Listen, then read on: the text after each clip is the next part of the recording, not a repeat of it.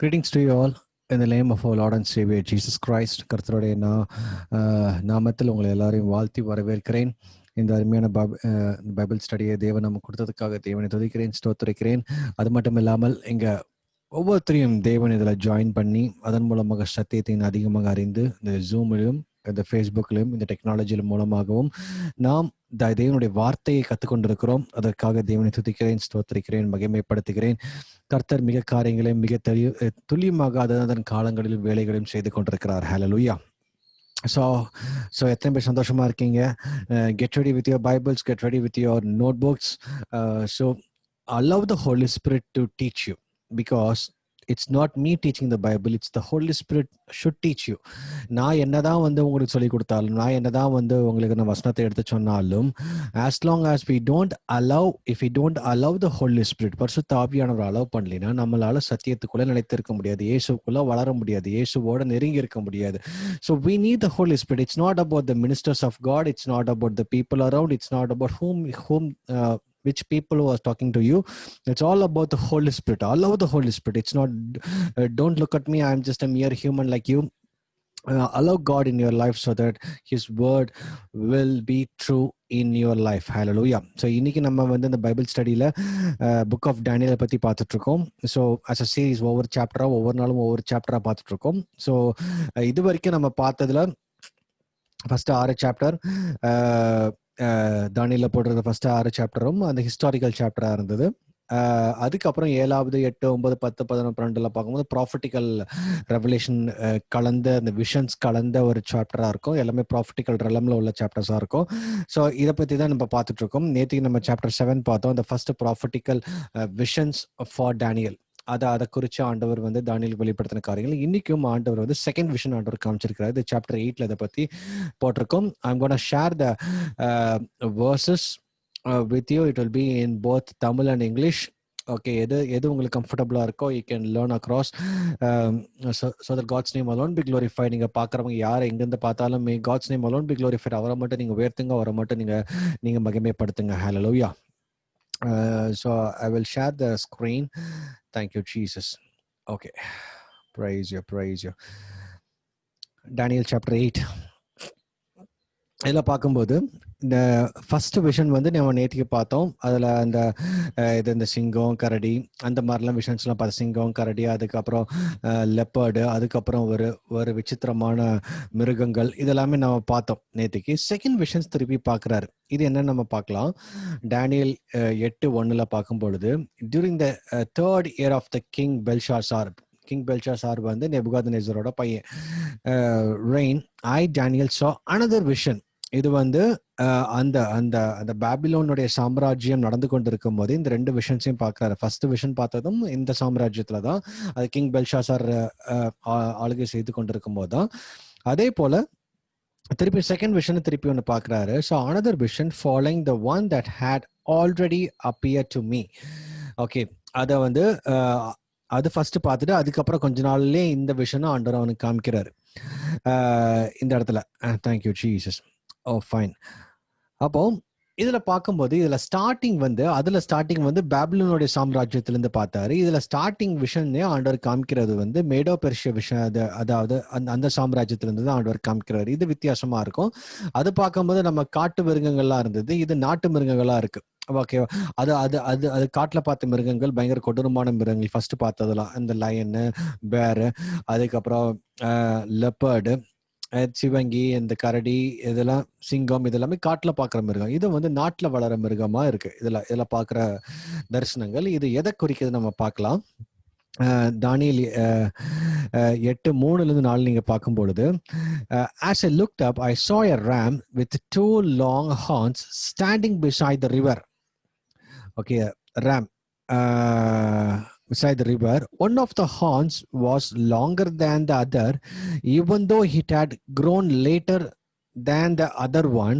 The ram butted everything out of his way to the west, to the north, to the south, and to the one could stand against him or help his victims.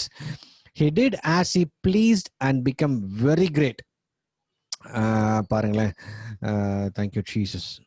தானியேல்ல இது 8:3-4.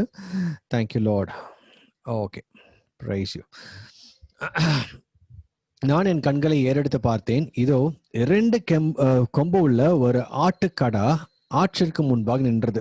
ஒரு ஆட்டுக்கடா, அதுக்கு 2 கொம்பு இருக்கு, நல்லா பார்த்துக்கோங்க. அதன் 2 கொம்புகளும் உயர்ந்தவளாய் இருந்தது, 2மே நல்லா ஹைட்டா இருக்கு. ஆகிலும் அவைகளின் ஒன்று மற்றதை பார்க்கிலும் உயர்ந்திருந்தது. ஒரு கொம்பு வந்து அது 2மே பயங்கர ஹைட்டா இருக்கு, ஆனா அது நம்ம க்ளோஸா பார்க்கும்போது ஒன்று கொஞ்சம் ஹைட்டா இருக்குது இருந்தது. உயர்ந்த கொம்பு பிந்தி முளைத்து எழும்பிற்று. அதாவது இது மீடோ பெர்ஷியா, அதான் அந்த 2 சாம்ராஜ்யத்தை குறித்து தான் அந்த 2 கொம்பை பத்தி இங்க சொல்றாங்க. பாபிலோன் வந்து ஃபர்ஸ்ட் ஒரு சாம்ராஜ்யம், அது மிகப்பெரிய சாம்ராஜ்யம். இந்த செகண்ட் விஷன்ல அவர் பாபிலோனை பத்தி காமிக்கவே இல்லை. அடுத்தது வந்து இந்த மீடோ பெர்ஷியா சாம்ராஜ்யத்தை குறித்து தான் காமிக்கிறாரு. அதுதான் இந்த ரேம், இந்த ஆட்டுக்கடா. அப்ப இந்த ஆட்டுக்கடா 2 கொம்பு இருக்கு. ஒரு கொம்பு வந்து மீடோ, இன்னொரு கொம்புக்கு வந்து பெர்ஷியா. ஓகே, அந்த பெர்ஷியா வந்து செகண்டரியா தான் கொஞ்சம் டாமினண்டா வந்தது. அதனால தான் இங்க சொல்றாங்க, ஃபர்ஸ்ட் வந்து இந்த மீடோ தான் பயங்கரமா இருந்தது, அவங்க தான் கேப்சர் பண்ணி எல்லாம் பண்ணாங்க. பெர்ஷியா செகண்டரியா இருந்தது. அதுக்கப்புறம் பெர்ஷியா நாட்டு வந்து ரொம்ப ரொம்ப வளர்ந்து அது ரொம்ப ஸ்ட்ராங் ஆயிருச்சு. அதான் பாருங்களேன், the two horns are the kings of Media and Persia. The higher horn portrays the dominance of Persia over Media. அப்ப இந்த மேதோ பெர்சியா நாடு, அது ஆக்சுவலி இது 2மே உள்ள கம்பைன்டு ஆட்சின்னு சொல்லலாம். அப்ப 2 தேசத்தோட கம்பைன் பண்ணி அவங்க வந்து இந்த பாபிலோனை வீழ்த்திருக்காங்க. அதுல ஃபர்ஸ்ட் வந்து மேதோ கண்ட்ரி வந்து இட் வாஸ் டாமினன்ட். அதுக்கப்புறம் லேட்டரா தான் இது கொஞ்சம் கொஞ்சமா எழும்பி இதை விட டாமினன்ட் ஆக ஆரம்பிச்சிருச்சு, யாரு, பெர்ஷியா. அதனாலதான் இங்க அழகா சொல்றாங்க பாருங்களேன், இந்த இங்க என்ன பார்க்கும்போது, ஆகிலும் அவைகளில் ஒன்று மற்றதை பார்க்கலும் உயர்ந்திருந்தது, உயர்ந்த கொம்பு பிந்தி முளைத்து எழும்பிற்று. அந்த ஆட்டுக்கடா மேற்கு வடக்கு தெற்கு பாய்க்கிறதை கண்டேன். அதாவது ஒரு மிருகமும் அதன் முன்னே நிற்க கூடாது இருந்தது, அதன் கைக்கு தப்ப விப்பாரும் இல்லை, அது தன் இஷ்டப்படியே செய்து வல்லமை கொண்டது. பாருங்களேன், அதுக்கு வந்து இந்த நார்த் ஈஸ்ட் வெஸ்ட் சவுத் எல்லா டைரக்ஷன்ல போய் அடிச்சு உடைச்ச இதான் டாமினன்ட், இதான் ஒரு பயங்கர ஸ்ட்ராங் ஃபோர்ஸா இருந்திருக்கு. ஓகே ஃபைன், இந்த தரிசனத்தை பாக்குறாரு. இது ஒரு காரியம். அடுத்தது திருப்பியும் வந்து பார்க்கும்போது, while I was watching, suddenly a male goat appeared from the west. Okay, இது யாருன்னு பார்க்கும்போது அந்த கிரேக்க சாம்ராஜ்யம். அதாவது இந்த ஆட்டுக்கடா, அதாவது இந்த ரேம் வந்து நல்லா ஆட்சி பண்ணிட்டு இருக்கு. ராமுக்கு 2 கொம்பு இருக்கு, ஒன்னு மேடோ ஒன்னு பெர்ஷியா. அப்புறம் ஃபர்ஸ்ட் தான் மேடோ வந்தது, அதுக்கப்புறம் பெர்ஷியா, அதுக்கப்புறம் அவங்க உயர்ந்து அவங்க டாமினேட் பண்ண ஆரம்பிச்சாங்க. இப்படிலாம் நடந்துட்டு இருக்கும்போது திருப்பியும் வந்து வெஸ்ட்ல இருந்து ஒரு கோட் வருது. அந்த வெஸ்ட் வேற யாரும் இல்லை, அந்த வெஸ்ட்ல இருந்து வந்தது யாருன்னா அந்த கிரேக்க சாம்ராஜ்யம். இதை குறித்து தான். அப்ப பாருங்க, இந்த ஃபர்ஸ்ட் பார்த்த விஷயம் செகண்ட் பார்த்த விஷயம், ஆண்டவர் எப்பவுமே ஒரு காரியத்தை மட்டும் அப்படி சொல்லி கன்ஃபார்ம் பண்ண மாட்டாரு. Lord will give the multiple visions which reveal the same meaning. இது பாருங்களேன், இது வந்து 3வது தடவையா இந்த தரிசனம், அதாவது இந்த மீனிங் அவர் கிடைக்குது. ஃபர்ஸ்ட் வந்து நேபுகாத்நேசர் அந்த கனவு பார்த்தாரு, அந்த மீனிங் தானியேல் கிடைச்சது. செகண்ட் வந்து இவரே அந்த விஷன்ஸை பார்த்தாரு, அதுல ஒரு 4 மிருகங்கள் இருந்தது, சிங்கம் போல, கரடி போல, சிவந்தியை போல, அதுக்கப்புறம் வேறு பயங்கரமான மிருகம், அந்த 4 டிஃப்ரெண்ட் எம்பையர் வருவாங்கன்னு சொல்லி அது ஃபர்ஸ்ட் விஷன். செகண்ட் விஷன்ல பாத்தீங்கன்னா அந்த அந்த அந்த கரடிக்கு பதில தான் இவர் வந்து அந்த ஆட்டுக்கடாவை பாக்குறாரு. அதுக்கப்புறம் இந்த சிவங்கியை பதில தான் இந்த ஆடை பாக்குறாரு. அங்க இருந்த இந்த லெப்பர்டு பதில தான் இங்க கோட்டை பாக்குறாரு. அந்த லெப்பர்டும் கிரீஸை தான் இது பாயிண்ட் பண்ணுது, அதே போல அந்த கோட்டும் கிரீஸை தான் பாயிண்ட் பண்ணுது. Okay, while I was watching, suddenly a male goat appeared from the west, crossing the land so swiftly that he didn't even touch the ground. அப்படியே ஒரு ஏரோப்ளைன் போற மாதிரி தான் அப்படியே ஃபுல் ஃபோர்ஸ்ல ஒன்று வருது. ஓகே, அந்த கோட், அதாவது கால் கூட அப்படி தேசத்துல, அதாவது அந்த பூமியில படாத அளவுக்கு பயங்கர ஃபுல் ஃபோர்ஸா வந்துட்டு இருக்குது. This goat which had one very large horn between his eyes, okay, headed towards the 2-horned ram and it had அதாவது அந்த ஃப்ரண்ட்ல இருக்கிறது, அதாவது ஃபர்ஸ்ட் ஒரு பெரிய ஹார்ன் தான் இருக்கு, அது வந்து அந்த ரேமை போய் இடிக்குது. அந்த 2 கொம்பு உள்ள அந்த ரேமை போய் இடிச்ச உடனே அது ஒண்ணு இல்லாம போயிருச்சு. struck him, 2-horned ram that he had standing beside the river, rushing at him in a rage. The goat charged furiously at the ram and struck him. Okay, அந்த மேடோ பெர்ஷியா சாம்ராஜ்யம் முடிஞ்சு கிரேக்க சாம்ராஜ்யம் அலெக்சாண்டர் த கிரேட் மூலமாக establish ஆகுது. Braking of both is horns, மேடோவும் உடஞ்சு போச்சு, பெர்ஷியாவும் உடஞ்சு போச்சு. Now the RAM was helpless, என்ன பண்ண தெரியல. அந்த code knocked him down and trampled him. No one could rescue the ram from the goat's power. Hallelujah, hallelujah. அவன் பாருங்களேன், யாருமே அந்த ரேமை காப்பாற்றவே முடியல. இந்த கோட்டோட பவர், அதாவது இந்த கிரேக்க சாம்ராஜ்யோட பவர், அலெக்சாண்டர் த கிரேட்டோட பவர் தான் இங்க அதை பத்தி பேசுறாங்க. ஓகே, அப்ப இந்த கோட் ரெப்ரசன்ட்ஸ் கிரீஸ், எஸ்பெஷலி அந்த கோட்ல வர அந்த horn, one single large horn போட்டிருக்குல்ல, அது வந்து அந்த அலெக்சாண்டர் த கிரேட். பைபிள்ல அலெக்சாண்டர் த கிரேட்டை பத்தி தெளிவா, அவர் வர்றதுக்கு முன்னாடி, அவரோட சாம்ராஜ்யம் நடத்துவதற்கு முன்னாடியே அலெக்சாண்டர் த கிரேட்டை பத்தி தெளிவாக போட்டிருக்கு. வேற எந்த ஹிஸ்டரியும் இவரை பத்தி ப்ரெடிக்ட் பண்ணவே இல்லை, வேற யாருமே ப்ரெடிக்ட் பண்ண முடியல. The God, the living God, our God is the only true God. அவர் சொல்ற வார்த்தை அப்படியே நடந்தது. இது வந்து அலெக்சாண்டர் த கிரேட், அதாவது அவர் அந்த கிரேக்க சாம்ராஜ்யம் வர்றதுக்கு ஒரு 300-400 வருஷத்துக்கு முன்னாடியே தீர்க்கதரிசனமாக தானியேல் மூலமாக தேவன் உரைச்ச காரியங்கள் அப்படியே ஒரு இது மாறாம எப்படிலாம் இந்த இது இருக்கோ அப்படியே நடந்து முடிஞ்சிருக்கு. ஹல்லேலூயா. அப்ப கிரேக்க சாம்ராஜ்யம் நடந்திருக்கு. அப்போ இந்த இதுதான். அதுக்கப்புறம் the goat became very powerful. Daniel 8:8 பாருங்களேன், the goat became very powerful. அப்பொழுது வெள்ளாட்டுக்கடா மிகுந்த வல்லமை கொண்டது, அது பழங்கொண்டிருக்கையில் அந்த பெரிய கொம்பு முறிந்து போயிற்று. அலெக்சாண்டர் த கிரேட் வந்து at the age of 33 he was bedridden with a serious poisonous fever. நல்ல, அதாவது அந்த பயங்கர பவர்ஃபுல்லா இருந்து போயிட்டு இருக்கும்போது அவர் உலகத்தையே அவர் கையில வந்துருச்சுன்னு சொல்லி நினைச்சிட்டு இருக்கிற நேரத்துல அந்த கொம்பு உடஞ்சு போச்சு. அந்த கொம்பு தான் Alexander the Great. The goat became very powerful, but at the height of his power, his large horn was broken off. In the large horn's place grew 4 prominent horns pointing in the 4 directions of the earth. Okay, அந்த பெரிய கொம்பு உடஞ்சு அதுல அந்த பெரிய கொம்பு இருக்கிற இடத்துல 4 கொம்பு முளைக்குது. அந்த 4 கொம்பும் ஒவ்வொரு டைரக்ஷன்ல பாயிண்ட் பண்ணியிருக்கு. ஒரு மேல ஒரு கொம்பு நார்த்ல, இன்னொரு கொம்பு ஈஸ்ட்ல, இன்னொரு கொம்பு சவுத்ல, இன்னொரு கொம்பு வந்து வெஸ்ட்ல, இப்படி 4 டைரக்ஷன்ல. இதே போலதான் the same verse பைபிள்ல போட்டிருக்கிற அதே வசனத்தின் படிதான் அலெக்சாண்டரோட ஆட்சிக்கு அப்புறம் அந்த 4 ஜெனரல் 4 டிஃப்ரெண்ட் டைரக்ஷன்ல இருக்கிற கண்ட்ரிஸ ஆட்சி பண்ணாங்க. பாருங்களேன், அந்த ஃபோன் ஹார் அந்த 4 கொம்பு யாராருன்னு பார்க்கும்போது அந்த 4 ஜெனரல், அலெக்சாண்டர் த கிரேட் இருக்கும்போது 4 ஜெனரல் கிட்ட இருந்தாங்க. அந்த 4 ஜெனரலுமே அவருடைய ராஜ்யத்தை 4ஆ பிரிச்சுட்டாங்க. அப்போ மேசிடோனியா கிரீஸ் வந்து கசாண்டர்னு ஒருத்தர் ஆளுகை செஞ்சாரு. ஏஷியா மைனர் வந்து லிசிமேக்கஸ்னு ஒரு ஜெனரல் ஆட்சி பண்ணாரு. இதெல்லாமே அலெக்சாண்டர் த கிரேட் ஏற்கனவே அவரு ஆட்சியில் இருக்கும்போது அவர் கீழே 4 ஜெனரல் வச்சிருந்தாரு. அவங்களே பிரிச்சுட்டாங்க 4ஆ. அப்புறம் சிரியா, இஸ்ரேல், மெசபடோமியா தான் செலுக்கஸ்னு அவர் ஆளுகை பண்ணாரு. Egypt and parts of the Syria அது வந்து டாலமி. இந்த 4 பேர் தான் கசாண்ட்ரா, லிக்கிமியஸ், செலுக்கஸ், டாலமி. இவங்க இந்த 4 பேர் தான் அந்த 4 கொம்புகள். அதாவது அந்த அலெக்சாண்டர் த கிரேட்டுக்கு அடுத்ததே வந்தது இவங்க 4 பேர் தான். இவங்க கையில இந்த ஆட்சி போச்சு. அப்ப பாருங்களேன், இவங்க வந்து almost all over the Europe and the Asian continents இவங்க கைக்குள்ள கொண்டு வந்துட்டாங்க. அது அலெக்சாண்டர் த கிரேட் இருக்கும் போதே கொண்டு வந்துட்டாங்க. அதுக்கப்புறம் இந்த ஜெனரல்ஸ் எல்லாம் அந்த அளவுக்கு அவங்க வந்து ஸ்ப்ரெட் பண்ண முடியல, இருக்கிற சாம்ராஜ்யத்தை காப்பாத்திக்கிட்டு இருந்தாங்க. அதனாலதான் 4ஆ பிரிச்சுட்டாங்க. நார்த் ஒருத்தர் எடுத்தாரு, சவுத் ஒரு பக்கம் எடுத்தாரு, இது வெஸ்ட் ஒரு பக்கம் எடுத்தாரு, ஈஸ்ட் ஒரு பக்கம் எடுத்தாரு. அப்போ இதை நல்லா பாத்துக்கோங்க. இதுல வந்து அந்த ஃபர்ஸ்ட் பார்த்த, அதாவது நெபுகாத்நேசர் பார்த்த விஷன் விட தானியேல் ஃபர்ஸ்ட் பார்த்த விஷன் இன்னும் கொஞ்சம் டீப்பா இருக்கும். அதுக்கப்புறம் தானியேல் ஃபர்ஸ்ட் பார்த்த விஷன் விட இந்த விஷன் இன்னும் மச் டீப்பரா காமிக்கிறார். எப்பவுமே நம்ம தேவன் பாருங்க, நம்ம ஆழத்துல அறியும் பொழுது இது அதோட ஆழத்துக்குள்ள எடுத்துட்டு போவார். நம்ம வசனத்தோட ஆழம் நமக்கு தெரிஞ்சு போச்சுன்னு நினைக்கிறோம். ஆனா அப்பதான் நம்ம வந்து மேலோட்டமாவே வந்திருப்போம். அதுக்கப்புறம் தான் இன்னொரு டீப்பாக போகணும்னு நமக்கு ஒரு ஆசையே வரும். சரி, இந்த 4 ஜெனரல்ஸ் நம்ம பார்த்தோம். இந்த 4 ஜெனரல் பைபிள் தெளிவா போட்டிருக்கு. இந்த 4 ஜெனரல்ஸ் எப்படி நம்ம என்ன பண்றாங்க பாருங்களேன். Then from one of the prominent horns, அந்த 4 ஹார்ன்ல ஒரு horn came a small horn. அதுல இருந்து அடுத்த சந்ததி வருது. ஏன்னா இவங்க 4ஆ பிரிச்சுட்டாங்க. இவங்களோட ஜெனரேஷன் அப்படியே வருது. இப்ப மேல இப்ப நார்த் ஆட்சி பண்ணாரா, அந்த கசாண்டர்ஸ் கீழே அவன் பையன் அடுத்து வருவான், பையன் அப்படி போயிட்டே இருக்கு. அப்படி இந்த அதுல ஒரு ஹார்ன், அதாவது அந்த ஒரு ஜெனரல் கீழே, அதாவது அவனுக்கு அடுத்த சந்ததியில வந்தவன் ஒருத்தன் என்ன பண்றான்னு சொல்லிதான் இந்த வசனத்துல ரொம்ப தெளிவா போட்டிருக்கு. தானியேல் 8, 9, 10.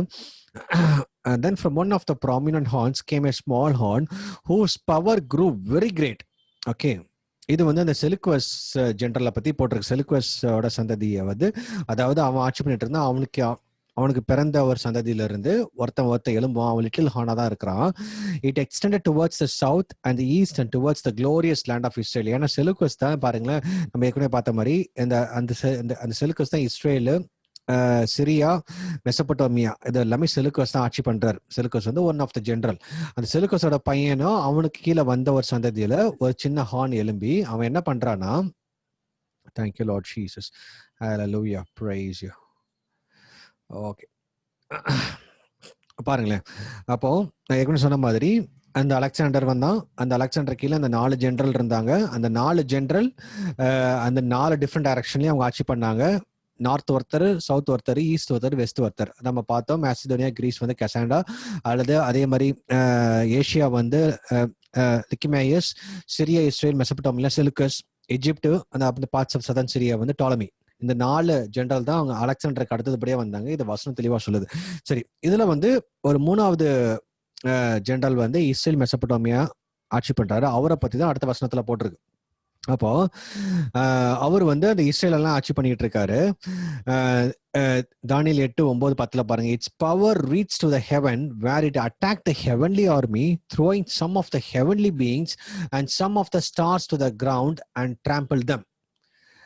இதுல அந்த செலுக்கோஸ் கீழே வந்த சந்ததி, அதாவது அவன் ஆட்சி பண்ணி அவனோட காலத்துக்கு அப்புறம் பையன் அப்படின்னு ஆட்சி பண்ணிட்டு இருக்கும்போது, அந்த மாதிரி லைன்ல வந்துட்டே இருக்கும்போது, இது கிரேக்க சாம்ராஜ்யோட ஹிஸ்டரியில நீங்க எடுத்து பாத்தீங்கன்னா, ஆந்தியோகஸ் 4 ஒருத்தன் வந்தான்.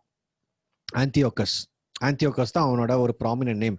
அவன் பயங்கர ஒரு, அதாவது அந்தி கிறிஸ்து போல ஒரு ஆட்சி அந்த காலத்துல பண்ணான். செலுக்கோஸ்லாம் வாழும்போது கொஞ்சம் நல்லா ஆட்சி பண்ணாங்க. அலெக்சாண்டர் கிரேட் கீழே வந்து 4 பிரிஞ்சுது. அதுல செலுக்கோஸ் வந்து இந்த இஸ்ரேல கேப்சர் பண்ணிட்டு இருந்தாரு.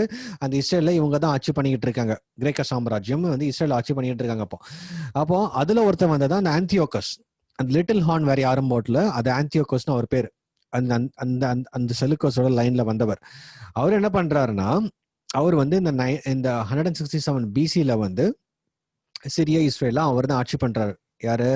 இந்த ஆந்தியோகஸ். அப்போ அவர் என்ன பண்றாருன்னா, இந்த ஜூயிஷ் கஸ்டமே அழிக்கிறாரு. இந்த ஜூயிஷ் ரிலிஜனே இருக்கக்கூடாது, அதாவது யூதர், அதாவது தேவன் உருவாக்குன அந்த யூத சந்ததியே இருக்கக்கூடாது, அந்த ரிலிஜனே இருக்கக்கூடாதுன்னு சொல்லிட்டு அவன் டிஸ்ட்ராய் பண்ண. இது ஹிஸ்டரியில இருக்கு. பயங்கர கொடுமையான ஒரு ஆட்சிக்காரன். அப்போ இவர் என்ன பண்ணாருன்னா, இந்த ஜூயிஷ் ரிலிஜனை அழிக்கணும். அதாவது மோசே மூலமாக ஆண்டவர் கற்பித்து கொடுத்த அந்த பிரமாணங்கள் எல்லாத்தையும் அழிச்சான். அதெல்லாம் நீங்க ஃபாலோ பண்ணக்கூடாது. அதே போல அந்த எருசலேம் அழிச்சான். அங்க ஏகப்பட்ட யூதர்களை கொன்னு குவிச்சான் அவன். யாரு? இந்த ஆந்தியோகஸ். பாருங்களேன், இந்த ANTIOCHUS இதே அந்த ஆன்டிகிரைஸ்டும் ஆந்தியோகஸ் ஆல்மோஸ்ட் சேம். அந்த ஆன்டிகிரைஸ்டோட கேரக்டரிஸ்டிக் தான் இவனுக்குள்ள இருந்து இந்த வசனத்தின் படி அப்படியே நடந்தது. இவன் வந்து தேவனுக்கு விரோதமாக எழும்பினான். அது வரைக்கும் மக்களுக்கு விரோதமாக தான் ஆட்சிக்காரங்க பண்ணிட்டு இருந்தாங்க. இவன் மட்டும் தேவனுக்கு விரோதமாக, யூதர்களே இருக்கக்கூடாது, இப்படி நீங்க யாரும் சர்ச்சுக்கு போக கூடாது, யாருமே வணங்கக்கூடாதுன்னு சொல்லிட்டு அந்த யூதர்கள் அழிக்க ஆரம்பிச்சான். அந்த எருசலேம் தேவாலயத்தை அடிக்க ஆரம்பிச்சான். அவங்க ஃபாலோ பண்ற இந்த ஜூயிஷ் ட்ரெடிஷன்ஸ் எல்லாத்தையும் அழிச்சான். எருசலேம் இவன் தான் எரிச்சான். எருசலேமுக்கு இது கரை மட்டும் ஆக்கி நீங்க வந்து விருத்த சேதனம் எல்லாம் பண்ணக்கூடாது, யாரும் பண்ணக்கூடாது. அந்த நாட்கள்ல 8வது நாள்லயே விருத்த சேதனம் பண்ணுவாங்க, அது யாருமே பண்ணக்கூடாதுன்னு சொல்லி பயங்கர மோசமான, அதாவது கொடுங்க ஆட்சி பண்ணிக்கிட்டு இருந்தான் யூதர்களுக்கு விரோதமாக, தேவ பிள்ளைகளுக்கு விரோதமாக.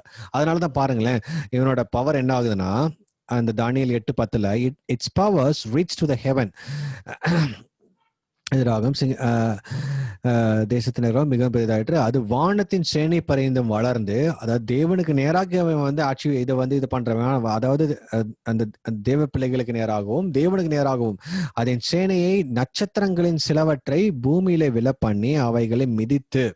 அந்த நட்சத்திரங்கிறது ஸ்டார் வந்து வேற யாராலுமே யூத கோத்திரம். அந்த ஸ்டார் வந்து ஜூயிஷ் பீப்புள் ஸ்டார். அதாவது நம்ம வந்து பழைய ஏற்பாட்டுல அந்த யாக்கோபு வந்து அந்த தரிசனங்கள் பார்க்கும்போது, அந்த கனவு பார்க்கும்போது அந்த ஸ்டார்ஸ் எல்லாம் பார்ப்போம், எல்லா ஸ்டார்ஸும். அது அந்த ஸ்டார்ஸ் ரெப்ரசன்ட்ஸ் ஜூயிஷ் பீப்புள். அப்போ அந்த ஸ்டார் எல்லாத்தையும் அழிக்கிறான், பூமியில தள்ள போட்டு அவங்க எல்லாம் மிதித்து போடுறான். அந்த அளவுக்கு யாரு? இந்த அந்தியோகோஸ்னு உள்ள அந்த ஜெனரல் கீழே வந்த ஒரு ராஜா. இவன் வந்து இந்த இஸ்ரேல ஒண்ணுலமாக்கிட்டு இருக்கான். இப்படி நடந்திருக்கு. என்ன நடக்குதுன்னு பாருங்களேன். அவனோட ஆட்சி பத்தி தான் போட்டிருக்க, அந்த செலுக்கோஸ் பத்தி. It even challenged the commander of heaven's army by cancelling the daily sacrifices offer to சாக்ரிஃபைஸை கேன்சல் பண்ணிட்டான். அங்க இருக்க தேவாலயத்தை அழிச்சான். யாரை இவன் என்னென்ன பண்றான் பாருங்களேன். இந்த தானியேல் 8, 11, 12 நீங்க செலுக்கஸ்ன்னு சொல்லிட்டு கூகுள்ல தேடி பார்த்தீங்கன்னா, சரி இந்த ஆந்தியோகஸ் நீங்க தேடி பார்த்தீங்கன்னா, அவன் என்னென்ன வந்து யூதர்களுக்கு விரோதமாகவும் இஸ்ரேலுக்கு விரோதமாகவும் எப்படி அவன் நடந்துகிட்டான்னு சொல்லிட்டு இன்னும் ஹிஸ்டரி ரெக்கார்ட் அப்படியே இருக்கு. அதே தான் இது நடக்கிறதுக்கு ஒரு 400 வருஷத்துக்கு முன்னாடி தேவன் தானியேல் மூலமாக அழகா வெளிப்படுத்திட்டார் இதெல்லாம் நடக்க போகுதுன்னு. ஹல்லேலூயா. நம்ம ஆளுங்க பைபிள்ல வசனத்தை ஒழுங்கா படிச்சிருந்தா தப்பிச்சிருக்கலாம். ஆனா வேற வழி இல்ல. ஆண்டவரோட சித்தம் அப்படி நிறைவேறதாக பாருங்களேன். இங்க என்ன நடக்குது? டெம்பிளை டிஸ்ட்ராய் பண்றான். அங்க இருக்க டெய்லி அந்த டெய்லி அங்க வந்து பலி செலுத்தணும் அதெல்லாமே அவன் வந்து ஸ்டாப் பண்ணிட்டான். The army of heaven was restrained from responding to this rebellion, so the daily sacrifice was halted. Truth was overthrown. The horns succeeded in everything did. எல்லாத்தையும் அழிச்சிட்டான். தேவன் உண்டாக்குன அதாவது யூத பாரம்பரியம், யூத கலாச்சாரம், யூதர்கள் வாழ்ற வாழ்க்கை, அதாவது அவங்களோட டெய்லி சாக்ரிஃபைசஸ், அந்த டெம்பிள் வர்ஷிப், அது எல்லாத்தையும் அழிக்கிறான் தேவனுக்கு விரோதமாக. பாருங்களேன். அது தமிழ வாசிக்கிறேன். தானியேல் 8, 11, 12. அது சேதினுடைய அதிபதி பரையந்ததும் தன்னை உயர்த்தி அவரிடத்திலிருந்து அன்றாட பழியை நீக்கிற்று. அவருடைய பரிசுத்த ஸ்தானம் தள்ளுண்டு. பாதகத்தின் நிமித்தம் அன்றாட பலியோடும் கூட சேனையும் அதற்கு ஒப்பு கொடுக்கப்பட்டது. அது சத்தியத்தை தரையிலே தள்ளிட்டு அங்க இருக்க ட்ரூத் எல்லாத்தையும் அழிச்சிட்டான். அது கிரியை செய்து அனுகூலம் அடைந்தது. அந்த அளவுக்கு பண்ண பாருங்க. ஆந்தியோகஸ் என்ன பண்ணான்னா அவன் கிறிஸ்துவ பிளாஸ்பேமியே பண்ணான். இந்த மாதிரி கிறிஸ்துவெல்லாம் கிடையாது. அதாவது தேவ ஜனங்களை ஒரு மாதிரி கேவலமா நடத்துறதும் பயங்கர கொடூர ஒரு ஆட்சி மாதிரி நடத்தினான். The temple was destroyed and sacrifice stopped. There was no truth. அந்த இடத்துல யாருமே சத்தியம் பேச முடியாது. They seemed to prosper even though they were evil. பாருங்களேன், இவன் வந்து இவ்வளவு கொடுமையா பண்ணாலும் இவன் பயங்கர உயர்ந்துட்டு வந்த மாதிரி தெரிஞ்சது. என்ன நடந்தது அப்புறம்? அதுக்கப்புறம் தானியேல் 8, 13, 14 Then I heard two holy ones talking to each other. இது வந்து 2 தூதர்கள். One of them said, How long will the events of this vision last? இந்த அவன் வந்து இதை வந்து இந்த ஆன்டியோகஸ் இந்த ஆட்சியெல்லாம் எப்படி வந்து ஸ்டாப் ஆகும்? இவன் இப்படி அதாவது டெம்பிளுக்கு யாரும் போக முடியாது, பழி செலுத்த முடியாது, யாருமே ஜூயிஷ் கஸ்டம் ஃபாலோ பண்ண முடியாது, யாரும் விருத்த சேதனை கூட பண்ண முடியாது. இந்த அளவுக்கு ஒரு கொடுமையான ஆட்சி பண்ணிட்டு இருக்கான். ஏன்னா அவன் வந்து இது வரைக்கும் உள்ள ஆட்சிக்காரங்கள் வந்து யாருமே ரிலீஜியஸ்ல கை வைக்கல. இவன் வந்து ரிலீஜன்ல கை வச்சான். அதாவது தேவ பிள்ளைகளை கை வச்சு அவங்கள வந்து எதுவுமே வர்ஷிப் பண்ண முடியாம, சத்தியத்தை பேச முடியாம, லா இதை பத்தியும் பேச முடியாம, டெம்பிளே இல்லாத அளவுக்கு அவன் ஆக்கிட்டான். இந்த அளவுக்கு அப்போ வந்து அங்க இருக்கிற அந்த 2 அதாவது இவர் தானியேல் தரிசனத்திலே பார்த்துட்டு இருக்கும்போது அங்க இருந்து 2 தேவதூதர்கள் பேசிட்டு இருக்காங்க. இது வந்து எத்தனை நாள்ல போய் இப்படி நடந்துட்டு இருக்கும்? இது வந்து எவ்வளவு நாள் தான் இந்த மாதிரி சாக்ரிஃபைசஸ் எல்லாம் ஸ்டாப் ஆயிருக்கும்? இது எப்பதான் சரியாகும்? பரிசுத்தவான்களாகிய ஒருவன் பேச கண்டேன். அப்பொழுது வேறொரு பரிசுத்தவான் பேசினவரை நோக்கி, அன்றாட பலியை குறித்தும் பால் கடிப்பை உண்டாக்கும் பாதகத்தை குறித்தும் பரிசுத்த ஸ்தலமும் சேனையும் மிதிப்பட ஒப்பு கொடுக்கப்படுவதை குறித்தும் உண்டான தரிசனம் எது வரைக்கும் இருக்கும் என்று கேட்டான். இதெல்லாம் எவ்வளவு நாளுப்பா நடக்கும்? இவன் வந்து இவ்வளவு கொடுமையா பண்ணிட்டு இருக்கானே, எங்களால பலி செலுத்த முடியல, எங்களால விருத்த சேதனை கூட பண்ண முடியல, தேவனை ஆராதிக்க முடியல, சாக்ரிஃபைஸ் பண்ண முடியல, டெம்பிளும் இல்ல, எல்லாமே அவன் ஸ்டாப் பண்ணிட்டான். அந்த ஜூயிஷ் கஸ்டம் ஆண்டவர் உருவாக்குன அந்த மோசே மூலமா கொடுத்த எல்லாத்தையும் ஸ்டாப் பண்ணிட்டான். இது வந்து எவ்வளவு நாள் தான் நடக்கும்ன்ற வந்து 2 தூதர்கள் பேசிட்டு இருக்காங்க அங்க. அப்போ இது தானியேல் கேட்கிறாரு. அப்போ அது அங்கிருந்து இன்னொரு தூதர் சொல்றாரு, அது other replied, it will take 2300 evenings and mornings, then the temple will be made right again. அதாவது 2300 பகலும் காலையும் 2300 நாள் நடக்கும். 2300 டேஸ் கழிச்சு இது எல்லாமே சரியாயிரும். அப்ப கரெக்டா எக்ஸாக்டா பாத்தீங்கன்னா அந்த ஹோலி ஒன்ஸ் வேற யாருமே ஏஞ்சல்ஸ் 2300 இயர்ஸ்னா 6.5 years, 6.5 வருஷம். இந்த ஆன்டியோகஸ் வந்து 6.5 வருஷம் அங்க வந்து இந்த மாதிரி கொடும் ஆட்சி பண்ணான். செப்டம்பர் 6 170 பிசில இருந்து டிசம்பர் 25 165 பிசி வரைக்கும் கரெக்டா இந்த டேஸ் கணக்கு கரெக்டா வந்து தானியேல் வெளிப்படுத்தினது எக்ஸாக்டா அதே போல அப்படி நிறைவேறிச்சு. ஹல்லேலூயா. பாருங்களேன் எவ்வளவு அக்யூரேட்டா இருக்கு. நீங்க ஹிஸ்டரி நீங்க வந்து வெரிஃபை பண்ணுங்க. நீங்க ஹிஸ்டரியும் பைபிளும் மேட்ச் பண்ணி பாத்தீங்கன்னா சில சமயம் ஹிஸ்டரி தோத்து போயிடும், அக்யூரேட்டா அப்படியே இருக்கும். பைபிள்ல ஹிஸ்டரி அதாவது நம்ம பாக்குற ஹிஸ்டரி வரதுக்கு முன்னாடி பைபிள்ல எல்லாமே ரெக்கார்டடா இருக்கு. if you have any doubts in the history, refer the Bible. அந்த அளவுக்கு கிளியராக வந்து ஆண்டவர் ப்ராஃபசிஸ் வந்து பண்ணியிருக்கிறார். 6.5 years அவன் ஆட்சி பண்ண எக்ஸாக்டா அந்த டேஸை கால்குலேட் பண்ணி பார்த்தா செப்டம்பர் 6 171 பிசில இருந்து டிசம்பர் 25 வந்து அவனோட ஆட்சி அன்னைக்கு புடுங்கப்பட்டுச்சு. ஓகே. ஏன் வந்து இப்ப இன்னைக்கு வந்து கிறிஸ்மஸ் கூட நிறைய பேர் டிசம்பர் 25 கொண்டாடுறாங்க. ஏன்னா அன்னைக்கு தான் அவனோட ஆட்சி பிடுங்கப்பட்டு அன்னைக்கு அவன் இறந்துவான்னு நினைக்கிறேன். அன்னைக்கு அந்த அந்த ஆந்தியோகஸ் இறந்து ஜூடாஸ் மெக்காபஸ் வந்து அந்த டெம்பிளை கிளீன் பண்ணி திருப்பி அந்த டெம்பிளை ஓபன் பண்ணுவாங்க அந்த டிசம்பர் 25 1965 பிசி. ஸோ அதனாலதான் அந்த டிசம்பர் 25 வந்து கிறிஸ்மஸ், அதுக்கு இது கிறிஸ்து பிறந்த நாளா கன்சிடர் பண்ணி கொண்டாடுறது நிறைய. ஆக்சுவலா கிறிஸ்து வந்து டிசம்பர் 25 எக்ஸாக்டா பிறக்கவே இல்லை. பட் ஆனா ஏதோ ஒரு நாள் பூமியில பிறந்தார். இந்த ஜூயிஷ் டேஸ்ல இந்த டிசம்பர் 25 வந்து ரொம்ப இம்பார்ட்டன்ட் டேஸா மாறிச்சு. ஏன்னா கிட்டத்தட்ட ஒரு 6 வருஷம் அவங்களால பலி செலுத்த முடியாது, அவங்களால தேவனை ஆராதிக்க முடியல, அவங்க வந்து தேவனை வணங்க முடியல, டெம்பிளுக்குள்ள போக முடியாது, தேவன் கொடுக்கப்பட்ட கட்டளைகள் யாரும் ஃபாலோ பண்ண முடியாது. இப்படி இருந்த சூழ்நிலையில அந்த ஆந்தியோகஸ் வந்து அந்த கரெக்டா டிசம்பர் 25 1965 இறந்து அன்னைக்கு ஜூடாஸ் மெக்காபஸ்னு ஒருத்தர் வருவார். அதுக்கு அடுத்தது அவர் வந்து கொஞ்சம் நல்ல மனசு, அதாவது நல்ல ஒரு ஆட்சி பண்றவர். அவரே வந்து அந்த டெம்பிளை கிளென்ஸ் பண்ணுவார், டெம்பிளை எல்லாம் சீர்படுத்தி அவன் எரிச்சது எல்லாமே சரிப்படுத்தி திருப்பி நீங்க வந்து ஃபாலோ பண்ணலாம். அதுக்கப்புறம் தான் அந்த நாளை நினைவுக்கு வந்துதான் இப்பவும் யூதர்கள் வந்து அந்த ஹனுக்கான்னு சொல்லிட்டு ஒரு செலிப்ரேட் பண்ணுவாங்க டிசம்பர் 25. நம்ம ஆளுங்க என்ன பண்ணிட்டாங்க, கிறிஸ்து பிறந்ததுக்கு அப்புறம் ஓகே நம்ம டேட் கரெக்டா ஞாபகம் வச்சதுல யாரும் எழுதல போல இருக்கு, சரி நம்ம டிசம்பர் 25 நம்ம கிறிஸ்துமஸா மாத்திரோம்னு சொல்லிட்டு அப்படிதான் கிறிஸ்டியன்ஸ் வந்து கிறிஸ்துமஸா கொண்டாடுறாங்க. ஆக்சுவலா கிறிஸ்து வந்து டிசம்பர் 25 அன்னைக்கு பிறக்கல, பூமியில பிறந்தாருன்னு தெரியும். ஆனா டிசம்பர் 25 எக்ஸாக்டா பிறக்கல. ஏன் டிசம்பர் 25 நம்ம சூஸ் பண்ணா, இதான் ரீசன். அந்த டிசம்பர் 25 அன்னைக்கு தான் அந்த டெம்பிளை ரெஸ்டோர் பண்ணாங்க. அதாவது அந்த அந்த ஆந்தியோகஸ் ஆகிய அந்தி கிறிஸ்து கையில, அவன் அந்தி கிறிஸ்து மாதிரி ஆட்சி பண்ணான், அவன் கையில இருந்து பிடுங்கப்பட்டு டிசம்பர் 25 அன்னைக்கு யூதர் கையில திருப்பி கிடைச்சது. அந்த ஜூடாஸ் மெக்காபஸ் வந்து அந்த டெம்பிளை கிளீன் பண்ணி அந்த அன்னைக்கு தான் அந்த திருப்பி ரீடெடிகேட் பண்ணாங்க, ரெஸ்டோர் பண்ணி அந்த டிசம்பர் 25 165 பிசில தான் ரெஸ்டோர் பண்ணாங்க. இதை மனசுல வச்சுதான் ஜூயிஷும் இன்னும் அதை வந்து கொண்டாடுவாங்க. அந்த டிசம்பர் 25 தான் ஹனுக்கான் கொண்டாடுவாங்க. என்டையர் வேர்ல்டு வந்து டிசம்பர் 25 தான் கிறிஸ்து பிறந்தாருன்னு கொண்டாடுறாங்க. பட் கிறிஸ்து என்னைக்கு ஒரு நாள் பிறந்தார், ஃபைன். நம்ம இப்போ உங்களுக்கு அந்த ஹிஸ்டரி நல்லா உங்களுக்கு புரியணும். ஸோ இதே தான் ஹிஸ்டரி. நீங்க வந்து you can go and verify இந்த Google, you can go and verify any historical books. Antiochus எத்தனை நாள் ஆட்சி பண்ணா, அவனோட டேஸ் என்னன்னு கவுண்ட் பண்ணி பார்த்தீங்கன்னா எக்ஸாக்டா அப்படியே தான் இருக்கும். இது பைபிள்ல 2300 டேஸ் கழிச்சு இது எல்லாமே முடியும். தானியல் சொன்னாங்க கரெக்டா எக்ஸாக்டா அதே போல அவனோட ஆட்சி 6 வருஷம் நடந்தது. 6 வருஷம் மொத்தக்குள்ள முடிஞ்சு போச்சு. தேவன் சொன்ன 2300 டேஸ் கரெக்டாக முடிஞ்சு அந்த டிசம்பர் 25 அன்னைக்கு யூதர் கையில திருப்பியும் வந்து அந்த பாரம்பரியங்கள் எல்லாமே அவங்க கையில கொடுக்கப்பட்டுச்சு. ஆண்டவர் கட்டளையிட்ட எல்லா காரியங்களும் திருப்பியும் வந்து அந்த டெம்பிள் ரெஸ்டோர் ஆச்சு. அவங்க திருப்பி செலிப்ரேட் பண்ண ஆரம்பிச்சாங்க, விருத்த சேதனை பண்ணாங்க, பலியிட ஆரம்பிச்சாங்க, எல்லாமே பண்ணாங்க. So all this restoration happened exactly அந்த 2300 days கழிச்சு. எத்தனை பேருக்கு புரியுது? How many of you are with me? People are watching on Facebook. Yes, allow God to talk to you. Hallelujah. அப்புறம் அங்க இருந்த சரி இதெல்லாமே பார்த்துட்டு இருக்காரு. நம்ம ஏற்கனவே அந்த மீனிங்கை பார்த்துட்டோம். இந்த தரிசனம் எல்லாமே பார்த்துட்டு இருக்கும்போது அவருக்கு ஒன்றும் புரியல. அப்போ அங்க இருந்த அந்த கேப்ரியல் வந்து அந்த மீனிங் எக்ஸ்பிளைன் பண்றாரு.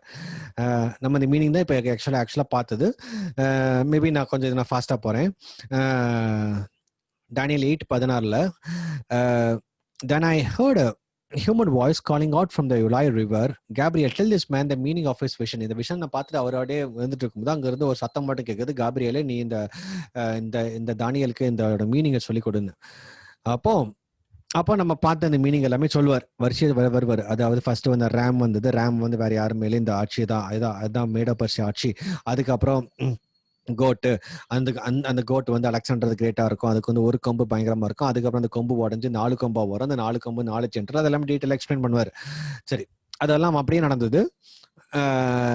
இது நம்ம எக்ஸாக்டா பார்க்கும் பொழுது இதுல ஒரு டைம் லைனை கொடுத்துருப்பாங்க. அவர் இந்த கேப்ரியலை வந்து எக்ஸ்பிளைன் பண்றாரு,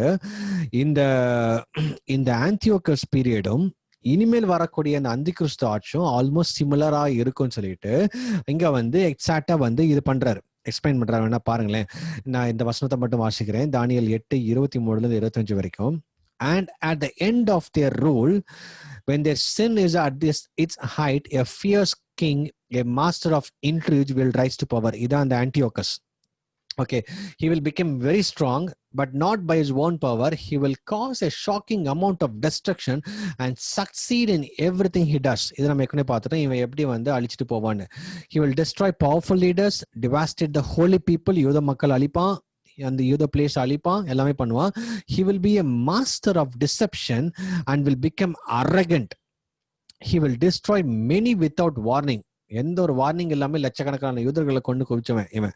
okay, he will even take on the prince of pieces in battle but he will be broken. பாருங்களேன், இதுல வந்து 2 விதமான ரெவலேஷன் ஒரே கலர் 2 மாங்கன்னு சொல்லுவோம்ல, அதை நம்ம ஆண்டவர் வந்து ரொம்ப பெர்ஃபெக்டா இருக்கும். அப்போ இந்த தரிசனம் வந்து அந்தியோக்கஸோட காலத்துல பொருந்தது. இதுல கொஞ்சம் எக்ஸ்ட்ரா இந்த கேப்ரியல் எக்ஸ்பிளைன் பண்ணும்போது இன்னும் கடைசி நாட்கள்ல and the end of their rule, இந்த கடைசி நாட்கள்ல இன்னும் என்ன நடக்கும்னா, இதே போலதான் அந்தி கிறிஸ்துவும் வருவான். ஆனா அவன் இதுக்கு மேல தேவனுக்கு விரோதமாக பேட்டலுக்கு போவான்.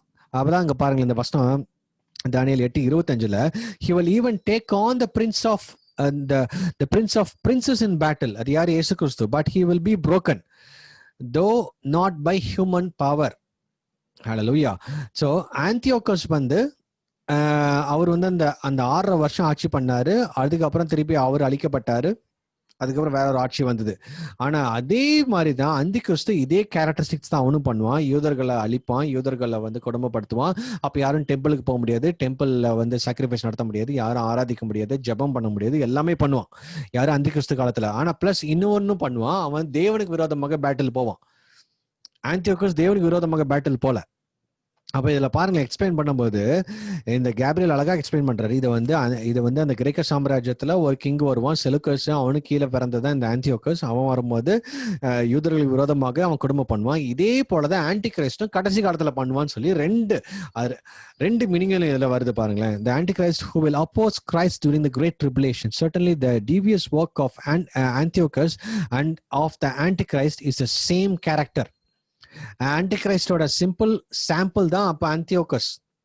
இனிமேல் வரக்கூடிய அந்த அந்திகிறிஸ்தோட சிம்பிள் சாம்பிள் தான் முன்னாடி, அதாவது ஒரு 2000 வருஷத்துக்கு முன்னாடி ஆந்தியோக்கஸா வந்து அவன் எப்படிலாம் வந்து ஆன்டிகிரைஸ்ட் வந்து எப்படி ஆட்சி நடக்கும்னு சொல்லிட்டு ஒரு சின்ன சாம்பிள் தான் காமிச்சிட்டு போயிருக்கான். அந்த ரியல் பிக்சர் இனிமேல் தான் வரப்போகுது. அந்திகிறிஸ்து ஆட்சியில அந்த 7 வருஷம் உபத்திர காலத்துல அவன் இன்னும் பயங்கர மோசமான காரியங்கள் நடத்துவான். இது வரைக்கும் நடந்த காரியங்கள், இந்த 6.5 வருஷம் நடந்ததெல்லாம் அப்ராக்சிமேட்டா இந்த 6.5 வருஷம், இந்த 7 வருஷம் பண்ணது எல்லாமே ஒண்ணுமே இல்லை. ஆனா அதே போலதான் திருப்பி ஆன்டிகிரைஸ்டும் பாத்தீங்கன்னா ஒரு 7 வருஷம் ஆட்சி பண்ணுவான் பயங்கர மோசமா. அவன் ஆட்சி வந்து கடைசியில அந்த யூதர்கள் அழிப்பான், அந்த டெம்பிள் அழிப்பான், யாரும் ப்ரே பண்ண முடியாது, வர்ஷிப் பண்ண முடியாது, எல்லா கொடுமையும் தேவனுக்கு விரோதமான, அதாவது எல்லாமே பண்ணுவான். தேவ பிள்ளைகள் விரோதமாக முற்றிலும் அழிப்பான். ஆனா அதுக்கு முன்னாடி சபை எடுத்துக்கொள்ளப்படும். நம்ம சபையாக இருக்கிறோம், சபை எடுத்துக்கொள்ளப்படும். ஆனா யூதர்கள் அதை வந்து அதை மிஸ் பண்ணிட்டு அந்த உபத்திர காலத்துக்குள்ள போவாங்க. அவங்களே ஆண்டவர் முத்திரை போட்டு வச்சிருப்பாரு. அவங்களுக்கு விரோதமாக தான் அந்த ஆன்டிகிரைஸ்ட் நிறைய உள்ள பண்ணுவான். இதை பத்தி நம்ம நிறைய தடவை பார்த்திருக்கிறோம். அப்போ இந்த ஆன்டியோக்கஸ் அந்த ஆன்டிகிரைஸ்ட், அதாவது இந்த 171 BCல வந்த ஆன்டியோக்கஸும் இனிமேல் வர போகின்ற இந்த ஆன்டிகிரைஸ்டும் almost having the same character. இன்னொன்னு, ஆன்டியோக்கஸ் வந்து தேவனுக்கு விரோதமாக பெருசா சண்டைக்கு போல, ஏன்னா அவன் மனுஷனாக இருந்தான்.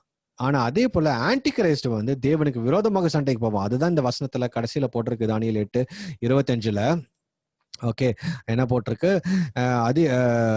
அதிபதிகளுக்கு அதிபதிகளா இருக்கிறவருக்கு விரோதமாய் எழும்புவான். அது வேற யாரும் இல்ல, பிரின்ஸ் ஆஃப் பிரின்சஸ் வந்து ஜீசஸ் கிரைஸ்ட் ஹிம்செல்ஃப் அலோன் எழும்புவான். ஆனாலும் அவன் கையினால் அல்ல, வேறு விதமாய் முறித்து போடுவான். ஓகே, அப்போ அதாவது மனுஷங்க அவன் அழிக்க மாட்டாங்க, தேவன் தான் அழிப்பார். நம்ம வந்து மனுஷன் பவர் அங்க அழிக்கலைன்னா வேற எந்த பவரும் இல்லை, தேவனுடைய பவர்ல தான் அவன் அழிஞ்சு போவான். அது நமக்கு நல்லாவே தெரியும். அந்திகிறிஸ்து ஆட்சியில தேவனுக்கு விரோதமாக, தேவ பிள்ளைகளுக்கு விரோதமாக சண்டை போடலான்னு போகும்போது அப்பதான் இயேசு கிறிஸ்துவோட 2ஆம் வருகை நடக்கும். அந்த வருகையின் அந்த பெருமூச்சில அவன் அழிஞ்சு போவான். ஸோ இதெல்லாமே நம்ம ஏற்கனவே பார்த்திருக்கோம். ஸோ இந்த Antiochus is the shadow of the antichrist. திருப்பி ஆன்டிகிரைஸ்ட் தான் ஆக்சுவல் ரியல் பிக்சர். ஆனா இந்த ஆன்டியோக்கஸ் வந்து ஒரு ஷேடோ மாதிரி, எப்படி நடந்திருக்கும், எப்படி யூதர்களுக்கு எல்லாம் நடந்திருக்குன்னு சொல்லிட்டு ஒரு 6.5 வருஷம் ஒரு சிம்பிள் சாம்பிள் மட்டும் தான் போட்டு காமிச்சான். ஆனா அதே போலதான் இனிமேல் சபை எடுத்துக்கொள்ளப்பட்டதுக்கு அப்புறம் அந்திகிறிஸ்து ஆட்சின்னு ஒரு 7 வருஷம் நடக்கும். அதே போல அதாவது இந்த ஆன்டியோக்கஸ் பண்ண அதே ரூல் தான் திருப்பி ஆன்டிகிரைஸ்டோட பீரியட்லயும் நடக்க போகுது. ஸோ வித் திஸ், ஸோ இதை தான் நம்ம பார்க்குறோம். நம்ம இந்த சம்பவத்தை தான் எல்லாமே பார்த்துட்டு இருக்கோம். இதான் இந்த டீடைல் சார்ட். இதை தான் நம்ம தனித்தனியாவே நம்ம பார்த்துருக்கோம். அப்போ பாருங்களேன், இந்த நேபுகாத்நேசர் பார்த்த அந்த பொற்சிலையும் தானியேல் பார்த்த 2 தரிசனங்களும் almost the same. Almost it's same. அப்போ நெபுகாத்நேசர் பார்த்த அந்த அந்த அந்த கிங்டமோட அந்த அந்த அந்த பெரிய அந்த அந்த சிலையும் பிளஸ் தானியேல் பார்த்த ஃபர்ஸ்ட் விஷன், அதாவது லயன், பேர், லெப்பர்டு, அதுக்கப்புறம் இந்த பெரிய மிருகம் அதெல்லாமும் இப்போ பார்த்த அந்த கோட் அண்ட் ரேம் இதெல்லாமே சேம் மீனிங் தான் கொடுக்குது. பாருங்க, மல்டிபிள் கன்ஃபர்மேஷன் அவருக்கு கிடைக்குது. மல்டிபிள் கன்ஃபர்மேஷன் பிளஸ் இதுல வந்து எக்ஸாக்டா எத்தனை நாள் கழிச்சு இப்படி ஆகும், எப்படிலாம் அழியும், அந்த எக்ஸாக்ட் இன்னும் டீப்பர் விஷன். நெபுகாத்நேசர் பார்த்தது ஒரு அவுட்லைன், அதோட அவுட்லைன் ஃபர்ஸ்ட் விஷன் பார்த்தது தானியேல், செகண்ட் விஷன் இன்னும் டீப் ஆகும், இன்னும் தேர்ட் அதோட டீப்பா போகும். நம்ம அதை குறித்து நாளைக்கு பார்க்கலாம். So with this I want to conclude today. May God's name alone be glorified. If you are really blessed, so please do share the video, give glory to God. May God's name alone be glorified. How many of you are really learning something? எத்தனை பேருக்கு இது வந்து பிரோஜனமா இருக்கு? எத்தனை பேர் இது வந்து something which I am learning new? நீங்க வந்து உண்மையால சொல்லிங்கன்னா நீங்க தேவனை மட்டும் மகிமைப்படுத்துங்க. Let's close our prayers. Loving Heavenly Father, we thank you so much for this wonderful day, wonderful time. உங்களுடைய கருத்துக்காக ஸ்தோத்திரம், உங்களுடைய வார்த்தைக்காக நன்றி, நீர் எங்களோடு பேசிக் கொண்டிருக்கிறீங்க, அதற்காக நன்றி அப்பா. ஒவ்வொரு நாளும் நாங்கள் ஆண்டவரை இந்த வசனத்தை தியானித்துக் கொண்டிருக்கிறோம். அந்த இன்னும் நாங்கள் சத்தியத்தை இன்னும் அதிகமாக அறிய வேண்டும். வேதத்தின் ஆழத்துக்குள் நாங்கள் எங்களை அழைத்து செல்லும். நாங்கள் அல்ல, நீர் வந்து எங்களை கத்துத்தாங்க தகப்பனே. ஒவ்வொரு செகண்டும் ஆண்டவரே உண்மையை நாங்கள் வாஞ்சிக்க எங்களுக்கு கிருபை தாங்க. தேவகரம் கூட இருக்கட்டும், தேவ பிரச்சனத்தினால் எங்களை நிரப்புங்க. உங்களுடைய ஜீவத்துக்குள்ளும் நாங்கள் என்றென்றும் அமைந்திருக்க எங்களுக்கு கிருபை தாங்க தகப்பனே. கர்த்தருக்குள் எங்களை தாழ்த்துகிறோம், ஒப்புக் கொடுக்கிறோம். கேட்டுக்கொண்டிருக்கிற ஒவ்வொருத்தரையும் சத்தியத்தில் பலப்படவும், சத்தியத்தை அறிந்து அதன் மூலமாக ஒரு விடுதலையாகவும் உம்மோடு நெருங்கி வந்து பழகவும் கிருபை தாங்க. சகல துதிகான மகிமை மாட்சிமேலும் செலுத்துகிறோம். இயேசு கிறிஸ்துவின் நாமத்தில் ஜெபிக்கிறோம் ஜீவனுள்ள பிதாவே, ஆமென், ஆமென், ஆமென். Thank you so much for joining in. நாளைக்கு திருப்பி சந்திக்கலாம் 6:30 மணிக்கு இதே Zoom ஐடியிலும் Facebookலும். May God's name alone be glorified and God bless you.